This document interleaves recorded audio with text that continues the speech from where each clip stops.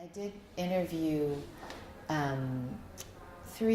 two people who lived in the small town where I was in Cape Cod, who had lived through the war, and so one of them was a woman who's since died, but she was the one who sort of told me the way in which the idea that the German U-boats were going to land and put the country at risk, and also that there were a group of people of men, World War I veterans, who were sure that the Germans were going to come and invade long before Pearl Harbor. And so the idea for Harry Vale, the character who is climbing to the tower to look out for Germans every day, came from her.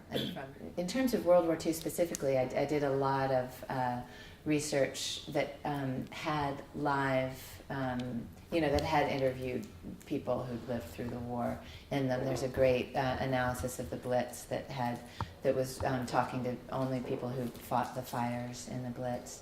And I looked through every Life magazine between 1939 and 1944 in order to get the sense of how people spoke, specifically advertising, how much things were, what people were scrimping and saving for, or what people were buying, as well as the articles obviously had the kind of language of the time, but also the occupations of the time, or the preoccupations of the time. So I did a lot of research that was written contemporaneously to the time. Also, I read a lot of journalism, a lot of the journalism written specifically in 39, 40, always as much for the language as for the information, because I wanted to write in the diction of the 40s. Yes. However, I think that one of the things that seems to be that is Frankie's kind of journey, I hate that word, but what happens to her over the course of the novel is that she moves from being a journalist who believes that you can tell a story, that you can see something and you can say there's a beginning and a middle and an end, and there's a value to that is the thing, that you're transmitting this sort of perfectly constructed tale.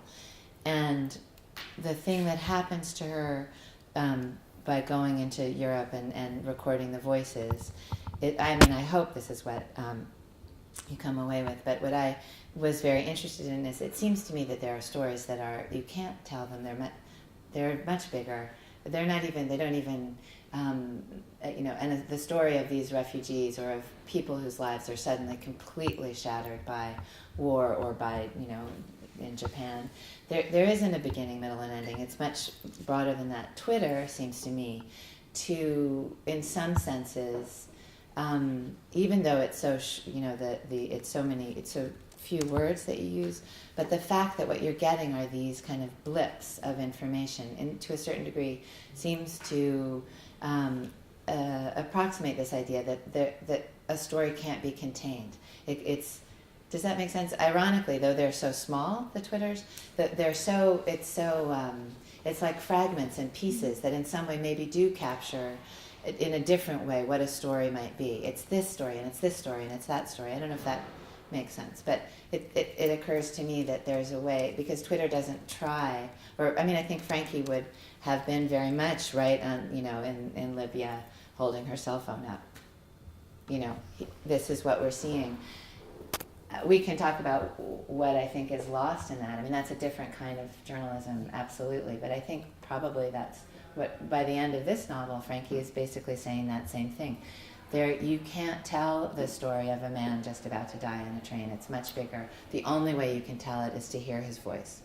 And do you remember there's another journalist who's there who says, but you have to frame it. And she says, we can't frame it.